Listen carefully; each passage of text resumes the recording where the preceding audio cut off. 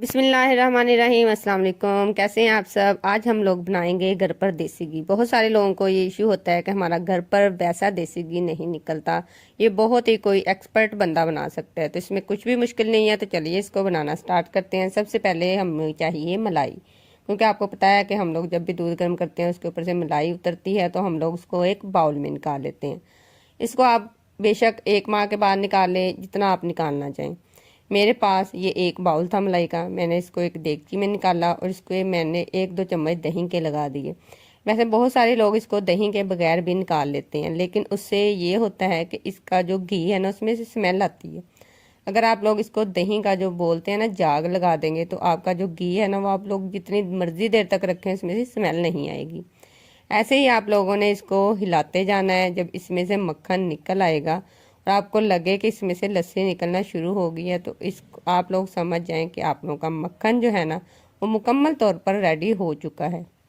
देखिए हमारा मक्खन निकल चुका है और इसमें से जो लस्सी थी वो इसमें से अलहदा हो चुकी है।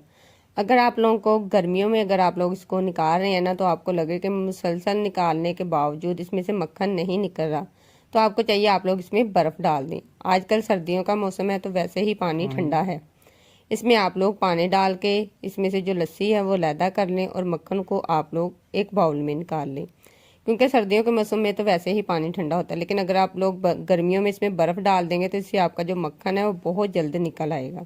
उसके बाद आप लोगों ने आंच बहुत तेज़ नहीं रखनी, क्योंकि इससे जो घी है ये आप लोगों का जल भी सकता है। इसको आप लोगों ने हल्की आंच पे ही बनाना है।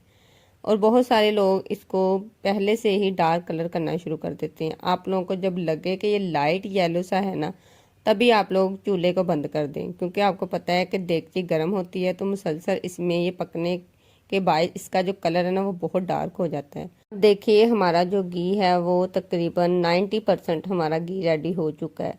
थोड़ा बहुत हम लोग इसको 2-4 मिनट के लिए और पकाएंगे। तो देखिए जब इस शेड में आ जाएगा ना आपका घी, तो आप लोगों ने चूल्हे को बंद कर देना है, क्योंकि इसमें 10-15 मिनट के अंदर ही ये ठंडा भी हो जाएगा और इसका कलर बहुत डार्क नहीं होगा। अगर आप लोग इसको मुसलसल चूल्हे की आंच जला कर पकाएंगे, तो जब ठंडा होगा तो इसका कलर बहुत डार्क हो जाएगा।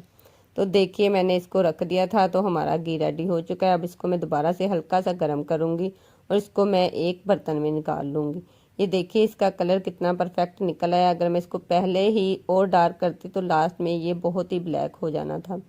और इसको आप लोग ऐसे ही छान के एक बर्तन में निकाल लें। और आपको चाहिए जिस बर्तन में आप लोग निकाल रहे हैं वो बर्तन आपका खुशक ही हो, मीन्स के उसमें पानी वगैरह पहले से मौजूद ना हो।